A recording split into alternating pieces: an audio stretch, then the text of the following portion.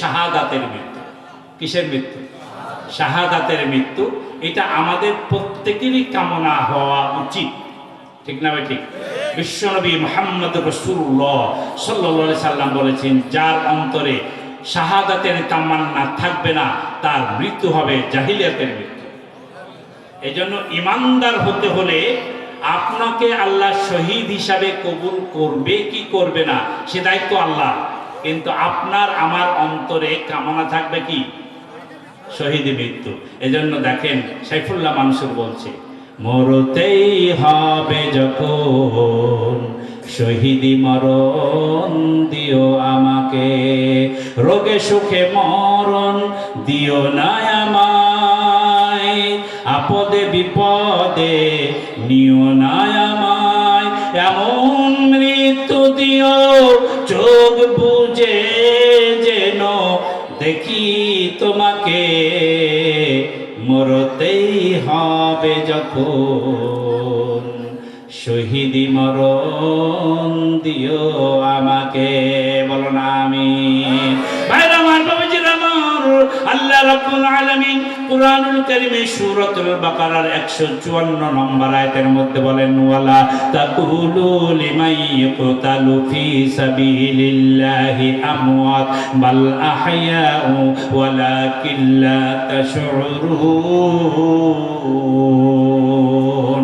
যারা আল্লাহর রাস্তায় জীবন দিবে মরণ যাবে, যারা আল্লাহর দ্বীন কায়েমের জন্য রক্ত দিবে জীবন দিবে, যারা দেশ স্বাধীন করার জন্য জালিমকে বিতাড়িত করে মাজলুমের বিজয় ছিনিয়ে আনার জন্য যারা রাজপথে আন্দোলন করতে গিয়ে রক্ত দিয়েছে জীবন দিয়েছে, ওদেরকে তোমরা মৃত বলো না, ওরা হলো শহীদ। ওদেরকে আল্লাহ তাআলার পক্ষ থেকে রিজিকের ব্যবস্থা করা হয়, বালাহিয়া ইনদা রাব্বিহিম ইউরযাকুন, বরং তারা জীবিত, আল্লাহর পক্ষ থেকে তারা রিজিক পায়। জোরে জোরে বলেন সুবহানাল্লাহ। জুলাই বিপ্লবে জুলাই মাসের 36 দিনে এই বাংলার জমিন থেকে একজন, দুইজন, তিনজন নয়, প্রায় 4000 যুবকের জীবন কেড়ে নিয়েছে। আমার এই ছোট ছোট ছাত্র ভাই বোনদের যাদের জীবন, যাদের বুকে বুলেট লেগেছে, এদের মরার কি কারণ ছিল? তাদের একটাই দাবি ছিল, জালেমকে সরিয়ে দিয়া মাজলুমের বিজয় আনতে হবে। এই জালেমকে দেশের ক্ষমতায় আর কেউ দেখতে চায় না। এক দফা এক দাবি, জালেম তুই কবে যাবি? এই আন্দোলন করতে গিয়ে যারা রক্ত দিল, জীবন দিল, ইসলাম বলছে, কোরআন বলছে, এরাই হলো শহীদ। আওয়াজ তুলে বলেন ঠিক কিনা? এখন আমাদের দেশে শহীদ শব্দটা যেন রাজনৈতিক শব্দ হয়ে গেছে। সেদিন দেখলাম যে শহীদ অসিত কুমার বিশ্বাস। আচ্ছা, অসিত কুমার বিশ্বাস কোনদিন শহীদ হয়? কি বলেন, হয়? শহীদ শব্দকে যেখানে সেখানে যায় তাই করে লাগিয়া এই শাহাদাতের মর্যাদাকে ক্ষুণ্ণ করা হয়। আওয়াজ তুলে কর ঠিক কিনা? সবার জন্য শহীদ শব্দ ব্যবহার করা শরীয়তে জায়েজ নাই। যারা শুধুমাত্র আল্লাহর কোরআনের জন্য, ইসলামের জন্য, দেশ এবং জাতির জন্য, জাতির কল্যাণের জন্য রক্ত দিবে, জীবন দিবে, তারাই হবে শহীদ। আর এই শাহাদাতের মর্যাদা আল্লাহর কাছে সবচেয়ে প্রিয়। আওয়াজ তুলে বলেন সুবহানাল্লাহ। ভাইরা আমার, বাবাজিরা আমার, যারা শহীদ হয় তাদের যখন আত্মা কবজ করা হয়, কোরআনের মধ্যে, হাদিসের মধ্যে বর্ণিত হয়েছে, আল্লাহ রহমতের ফেরেশতারা ওই ব্যক্তির চোখের সামনে জান্নাতের দরজা খুলে দেয়। ওইসব শহীদেরা জান্নাত সরাসরি ডাইরেক্ট দেখতে পায়।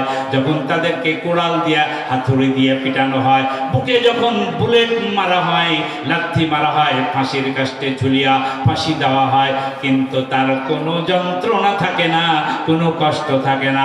সব কষ্টগুলো লাঘব হয়ে যায়, কারণ তাদের চোখের সামনে আল্লাহর জান্নাতের দরজা ওপেন হয়ে যায়। সামনে চোখে যদি জান্নাত দেখতে পান, পিছনে কি হচ্ছে ওটার দিকে তাকানোর কোনো সময় থাকবে না।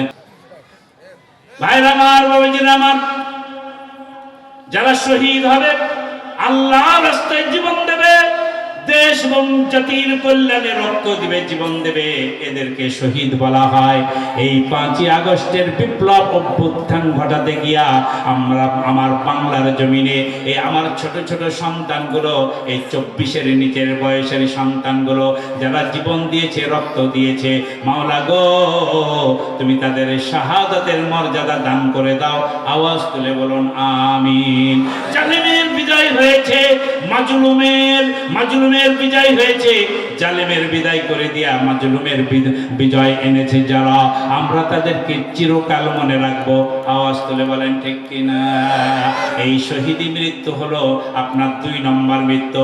এটা আমাদের সকলের কামনা হওয়া উচিত, কারণ যারা শহীদ হবে এরা কোনোদিন মরবে না, আল্লাহর পক্ষ থেকে রিজিক প্রাপ্ত হবে।